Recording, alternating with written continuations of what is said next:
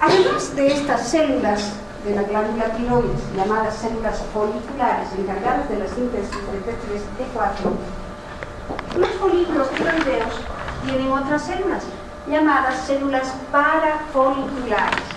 Las células parafoliculares se encuentran a los lados del folículo, por eso se llaman parafoliculares, y están marcadas ahí, como G. Las células parafoliculares participan en la regulación de las concentraciones de calcio en la sangre. Hacen exactamente lo contrario de la hormona paratiroidea. La hormona paratiroidea aumenta los niveles de calcio en sangre, entonces las células parafoliculares, con la producción de una hormona llamada calcitonina, disminuye los niveles de calcio en sangre. Es la antagonista, por consiguiente, de la hormona paratiroidea. Siguiente, por favor. Este es un corte de una glándula paratiroidea. Las glándulas paratiroideas son en general 4, aunque son varias glándulas supernumerarias. Se encuentran en la superficie posterior de la glándula tiroides, son muy pequeñitas, de unos pocos milímetros de diámetro. Están incluidas dentro de la cápsula tiroidea, y esta cápsula hace una serie de tabiques que dividen a la glándula paratiroidea en pequeños lóbulos y lóbulos. La glándula paratiroides está formada por básicamente dos tipos celulares, las células principales y las células oxígenas. Creo que hay una lámina después que muestra esos dos tipos celulares. No, retroceda nomás. Las células principales son las que producen la hormona paratiroidea.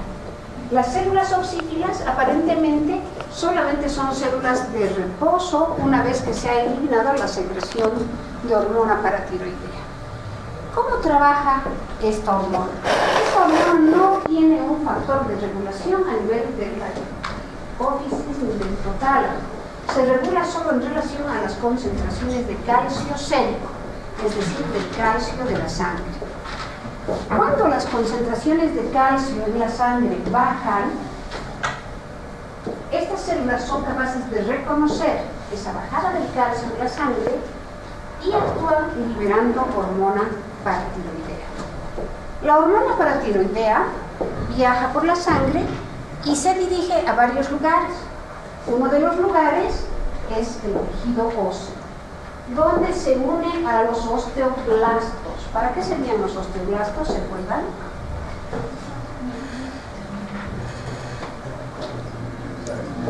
Para formar hueso. Blasto, formador. Osteo, hueso. Formador de hueso. Los osteoblastos eliminan un factor que se llama factor estimulante de los osteoclastos. ¿Para qué sirven los osteoclastos? Para reabsorber el hueso, para descalcificar el hueso y reabsorberlo. Entonces, cuando el osteoblasto libera el factor estimulante de los osteoclastos empiezan a reabsorber hueso, a fagocitar hueso previa descalcificación. ¿Dónde creen que va a ir el calcio de esa descalcificación? A la sangre. Y se va a aumentar el nivel del calcio en la sangre, que era lo que uno quería, ¿no es cierto? Porque lo que desencadenó esta respuesta fue la bajada del calcio en la sangre. Además, la hormona paratiroidea es capaz de actuar sobre los riñones, disminuyendo la eliminación urinaria de calcio, y también actúa de modo indirecto sobre el epitelio intestinal al aumentar la síntesis de vitamina D, para aumentar de ese modo la captación de calcio del tubo digestivo. De modo de que por varios mecanismos es capaz de aumentar la calcemia. Recuerden que les he dicho que la calcitonina hace exactamente lo contrario. ¿Dónde se producía la calcitonina, chicos? En las células parafoliculares de la tiroides. Siguiente. La siguiente glándula que tenemos que estudiar es la glándula suprarrenal o glándula adrenal. Estas glándulas pequeñas están, como su nombre lo dice, situadas en los polos superiores y un poco lateralizadas de ambos riñones. Son glándulas ricamente vascularizadas por un gran sistema de arterias y de venas que vamos a estudiar en un momento más, y que básicamente están formadas por una gran corteza que forma más del 80 o 90% del total de la glándula, y una porción central más oscura, la médula suprarrenal. La corteza suprarrenal tiene a su vez tres zonas que son claramente identificables. Una zona llamada zona glomerular, pequeña, en la periferia, por debajo de la cápsula. Una zona fasciculada, más amplia, y una zona reticular en contacto con la zona medular. La glándula está rodeada de una cápsula que la rodea por completo y dentro de la cual están pasando los grandes vasos que la irrigan. Siguiente, por favor.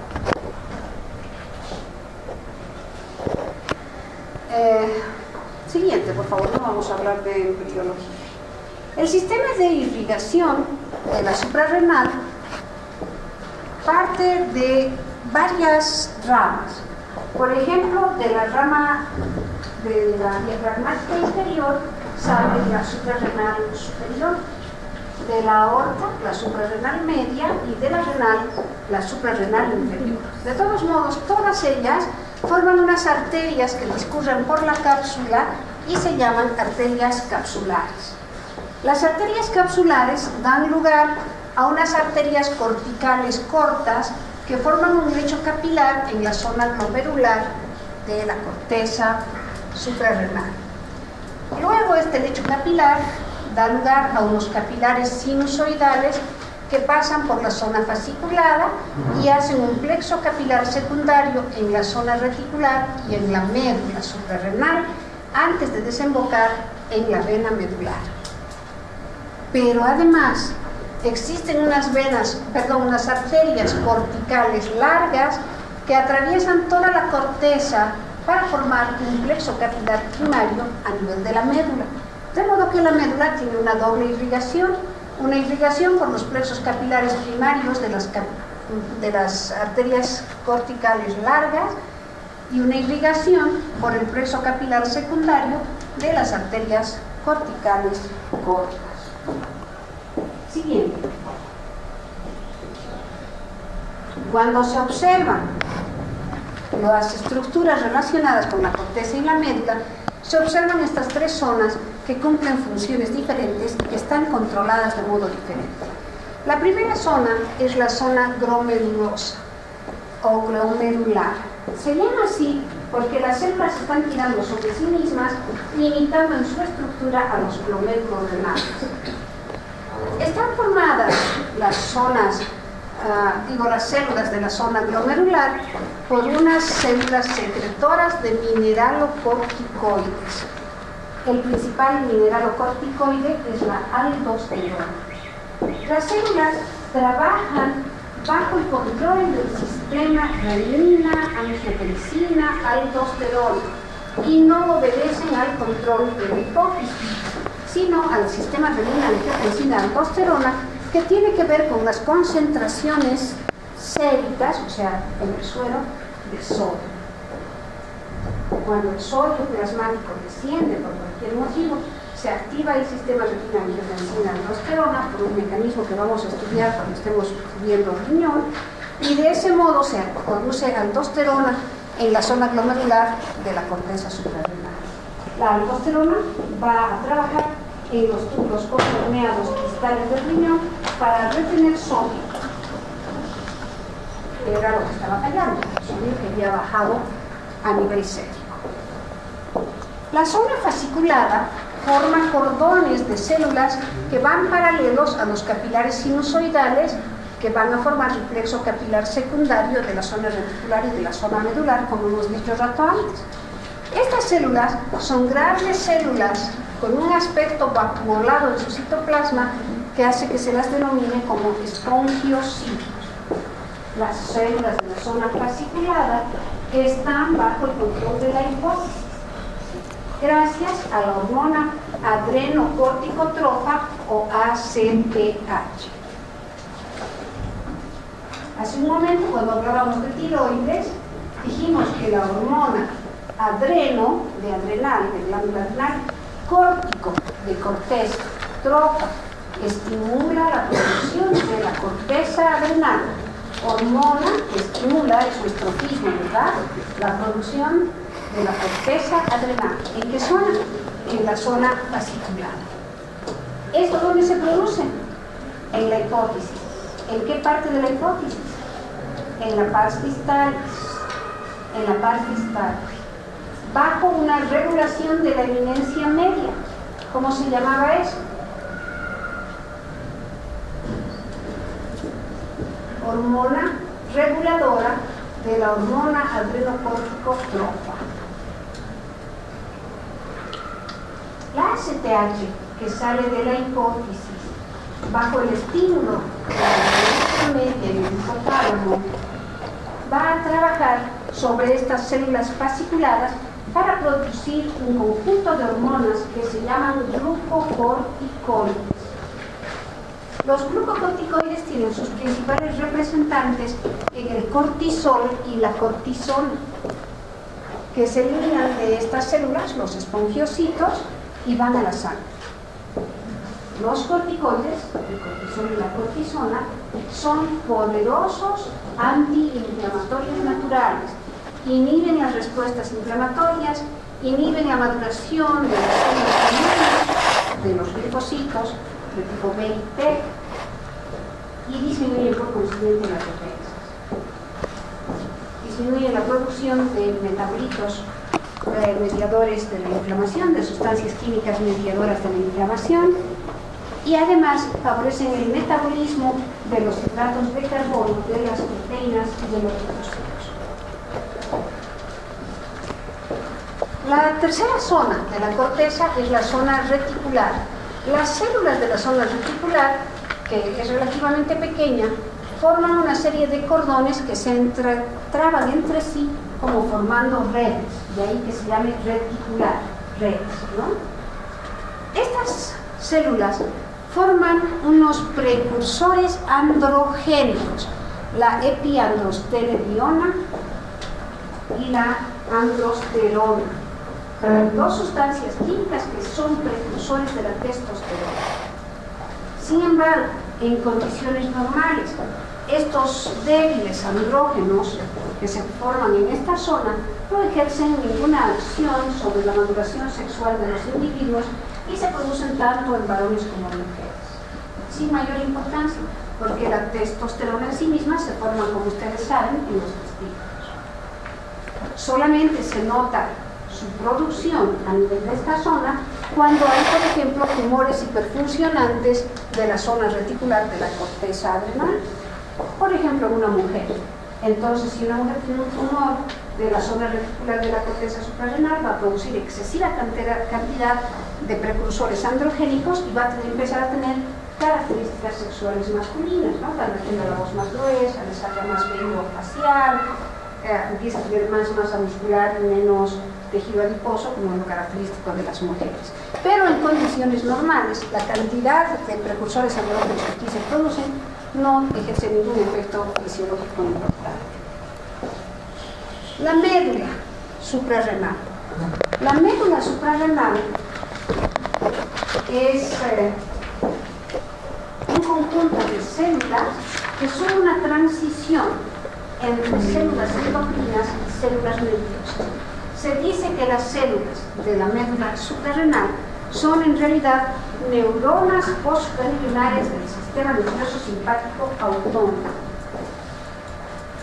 Las neuronas preganglionares, que son colinérgicas, estarían saliendo del sistema nervioso autónomo simpático a nivel del sistema nervioso central y harían sinapsis en estas neuronas postganglionares de la médula suprarrenal que producirán epinefrina y norepinefrina, es decir, adrenalina y noradrenalina, que como ustedes saben son neurotransmisores, pero simultáneamente son hormonas. Las células secretoras de epinefrina tienen unos gránulos citoplásmicos más escasos y pequeños que los abundantes y grandes gránulos de las células secretoras de noradrenalina. También saben ustedes que la adrenalina y la noradrenalina son elementos que producen reacciones simpáticas que tienden a la lucha o a la defensa, a la agresión o a la defensa, a la huida, aumentando la presión arterial, aumentando la frecuencia cardíaca, aumentando el pulso, produciendo excesivo sudor en las glándulas sudoríparas, dilatando la pupila, etc. Todo lo que condiciona las reacciones de respuesta o huida. Siguiente.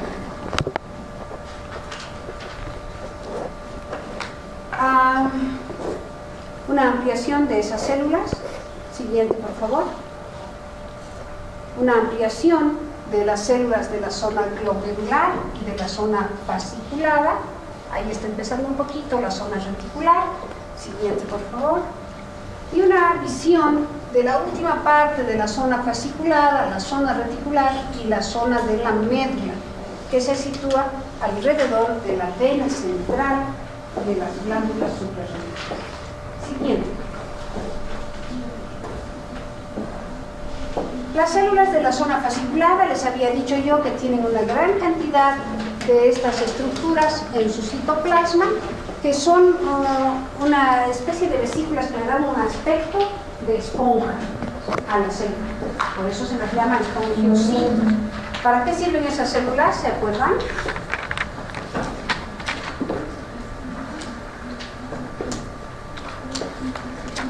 ¿Para qué sirven las células de la zona fascicular? ¿Para producir qué?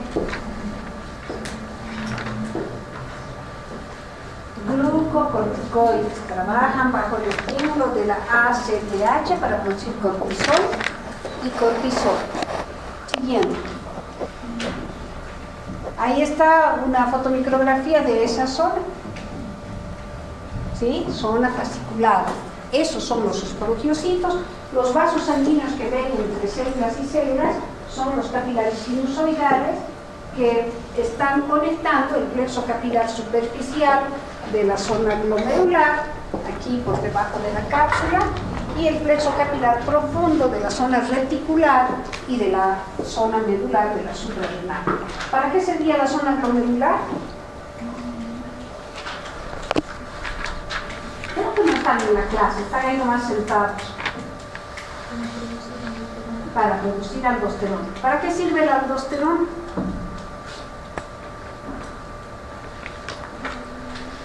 ¿Para qué sirve, chicos? Para retener sodio. Y un sodio agua.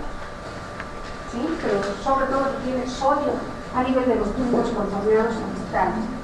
La zona glomerular que produce este mineralocorticoide, la aldosterona, tiene un regulador hipoficial.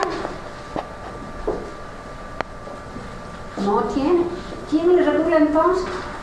Un sistema. ¿Qué sistema? El sistema renina, angiotensina, aldosterona. Siguiente. Un mayor aumento de esa zona. Miren ustedes aquí, la cápsula. ¿Dónde están los vasos sanguíneos capsulares que van a dar los plexos capilares para la zona glomerular? Observen cómo se remolinan las células en la zona glomerular. Esta es la zona que va a producir aldosterona, mineralocorticoide. Tienen que hacer esas asociaciones. La corteza tiene tres zonas: glomerular, fascicular, reticular. La zona glomerular produce mineralocorticoides, la fascicular, glucocorticoides. La reticular, precursores androgénicos. ¿Cuál es el mineralocorticoide por excelencia? La aldosterona. ¿Cuáles son los glucocorticoides por excelencia? No, esas son las células. La sustancia cortisol y cortisona. ¿Cuáles son las sustancias androgénicas de la zona reticular? Androstenediona y androsterona. Siguiente, por favor. Una mayor amplificación que nos muestra los capilares sinusoidales y las columnas de espongiocitos. Miren ese aspecto citoplasmático apolillado que les da el nombre a estas células que producen glucocorticoides. Siguiente. Bien, vamos a volver a hipófisis para que yo vea cuánto me han captado. Sigue avanzando hasta hipófisis. A ver aquí, ¿dónde está la eminencia media? ¿En qué estructura? Les pregunto, ¿dónde está la eminencia media? ¿Qué me dirá? En el hipotálamo. La eminencia media es una parte del hipotálamo, esta porción de la que cuelga un tallo, por donde están yendo los axones que salen de los núcleos supraópticos y paraventriculares. ¿A dónde van esos axones? ¿Dónde van a terminar? A la pars nerviosa o hipófisis posterior. Miren ustedes, terminan ahí. Estos son unos axones especiales, no hacen sinapsis con nadie. Terminan en la pars distalis, en unas zonas de almacenamiento de las hormonas que se producen aquí en los núcleos supraópticos y paraventriculares, en los somas neuronales. ¿Qué hormonas eran esas? Hormona antidiurética y oxitocina. ¿Para qué servía la hormona antidiurética? Para retener agua a nivel de los túbulos colectores del riñón. Cuando esta zona se destruye, por ejemplo, después de un accidente de tránsito donde hay una hemorragia en esa zona, y esa zona se muere por la hemorragia, el individuo ya no produce hormona antidiurética y entonces no puede retener agua en sus riñones y empieza a orinar grandes volúmenes de orina bien diluida, orina harto y a cada ratito, y se deshidrata. Eso se llama diabetes insípida, ¿sí? Estos axones que terminan aquí en la pars nervosa están sujetados por unas células de sostén. ¿Qué se llaman esas células de sostén?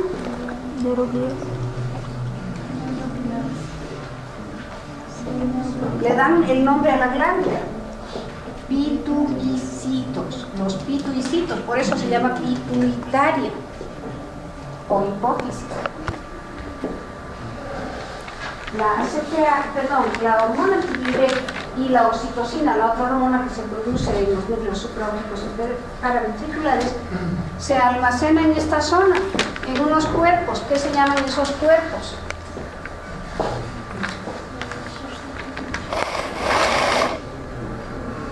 Cuerpos de Henry.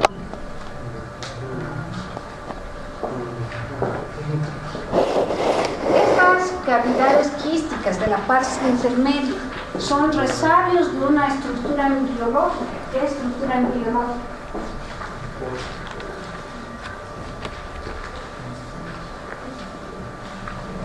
Que sale de la cavidad oral, que se vagina y sube hacia la silla turca. Los tubos neurales que bajan, pues no. Eso es de origen epitelial. La bolsa de Rathke.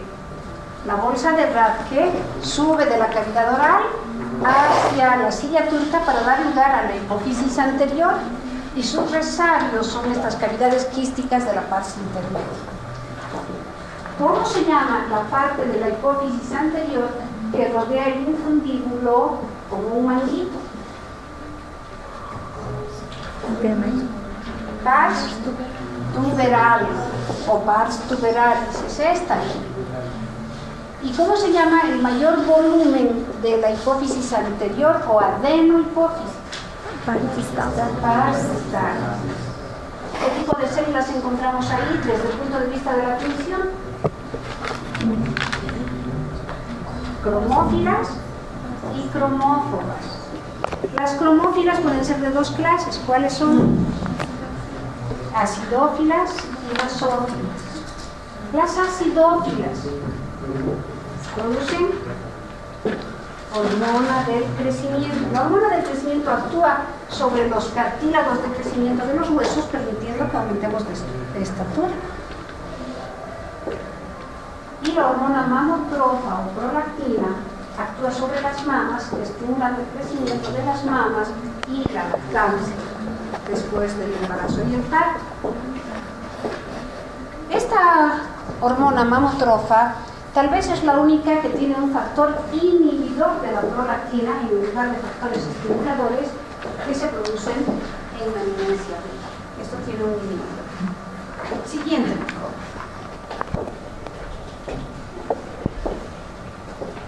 Ahí está la bolsa de Rathke, los resarios de esta bolsa de Rathke van a ser estas cavidades quísticas en la parte intermedia. Las células basófilas de la adenohipófisis, ¿qué producen? ¿Qué tipo de hormonas? Hormona estimulante de la tiroides. ¿Qué más? Hormona adrenocorticotrofa sobre los riñones. Y hormonas gonadotróficas para las gonas. ¿Cuáles son las hormonas gonadotróficas? Hormona folículo estimulante y luteinizante. ¿Para qué sirve la hormona folículo estimulante? Folículo estimulante. Para estimular el folículo ovárico, para la maduración del folículo ovárico. Y en el varón, ¿para qué servirá la hormona folículo estimulante? Para aumentar los receptores androgénicos de las células receptor. La hormona luteinizante, ¿qué va a estimular? ¿Qué va a producir? La formación del cuerpo lúteo, ¿no? Cuerpo amarillo. ¿Para la producción de qué? Progesterona. Y en el varón va a ser el equivalente de la hormona estimulante de las células intersticiales de Leydig. ¿Qué producen las células intersticiales de Leydig? Testosterona. Muy bien. Siguiente, por favor. ¿Qué tipo de células son esas en la hipófisis? ¿Basófilas o acidófilas? Basófilas. La irrigación de la hipófisis. La arteria hipofisiaria inferior para irrigar la pars nervosa.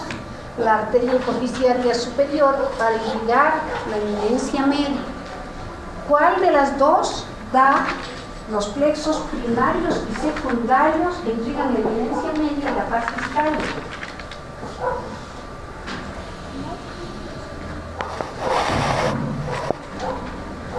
A ver, otra vez, atiéndanme.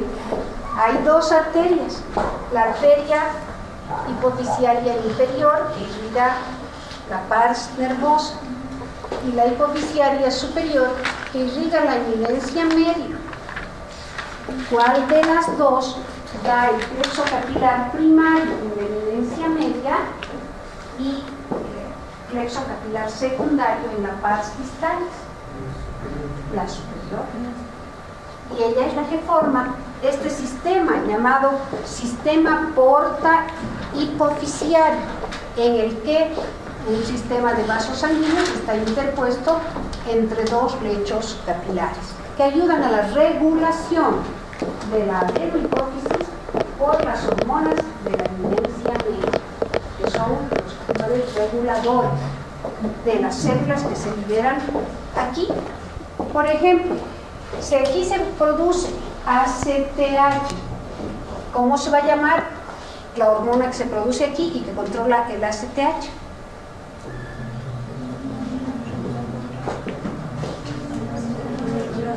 Es tan fácil, hormona reguladora de ACTH. Si aquí se produce hormona estimulante de la tiroides, ¿quién va a regular eso en la eminencia media? La hormona reguladora de la hormona estimulante de la tiroides, ¿sí? Escuchen los nombres, no los aprendan de memoria. Hormona estimulante de la tiroides. Es una hormona que se produce en la hipófisis que va a estimular ¿a quién? A la tiroides. ¿Para qué me la va a estimular? Para producir hormonas tiroideas, triiodotironina, tetraiodotronina. Hormona adrenocorticotropa. Hormona que produce trofismo, estimulación de la corteza adrenal. ¿De qué parte de la corteza? Habían 3 zonas en la corteza adrenal. de la zona fascicular que producía cortisol y cortisona en respuesta a esta hormona, bajo la regulación de esta dependencia médica. Eso es algo que hay que aprender. Yo sé que ahorita parece muy difícil, pero en realidad no lo es tanto, porque los nombres dicen de qué se trata el asunto. Pero hay que ir analizando los nombres. Siguiente, por favor.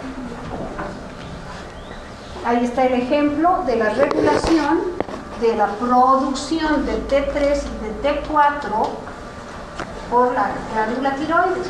La glándula tiroides produce hormonas tiroideas. Estas hormonas tiroideas tienen que estar en la sangre en un nivel exacto, ni muy poquito, porque eso es una enfermedad que se llama hipotiroidismo, ni muy alto, hipertiroidismo. Tienen que estar justo en el punto en que deben estar. De aquí a poco ya tienen que aprender esos valores de memoria. Por el momento solo sepan que deben estar en un valor estándar. Cuando por cualquier motivo estos valores bajan, ¿quién detecta eso? La eminencia médica. ¿Y qué produce? La hormona reguladora de tirotrofina, o sea, la hormona reguladora de hormona estimulante de la tiroides. En español, hormona que estimula la tiroides, hormona estimulante de la tiroides. En latín, tirotrofina, trofo, estimulación, crecimiento de la tiroides, ¿sí? Entonces aquí eso está usando el término latino, hormona reguladora de la tirotrofina. Esta hormona reguladora permite la producción de tirotrofina, o sea, hormona estimulante de la tiroides. ¿A quién va a estimular? A la tiroides. ¿Para producir qué? Hormonas tiroideas. ¿Cuáles son las hormonas tiroideas? T3, T4. Triiodotironina y tetraiodotironina o tiroxina. Siguiente. La coloración de las células de la adenohipófisis, cromófobas y cromófilas, acidófilas y basófilas. ¿Cuáles habían sido las acidófilas? Las que producen ¿qué? Hormona somatotrofa y hormona mamotrofa. Fácil, dos nomás. Todas las demás, basófilas. Se tienen con hematoxina. Muy bien, chicos. Este tema requiere paciencia para aprenderlo, pero no es difícil. Es uno de los temas más fáciles en biología. No hay punto de estar listo, no puedo leer, hay que aprender los nombres de las hormonas, sus funciones y las células donde se producen. ¿Está bien? ¿Hay alguna pregunta?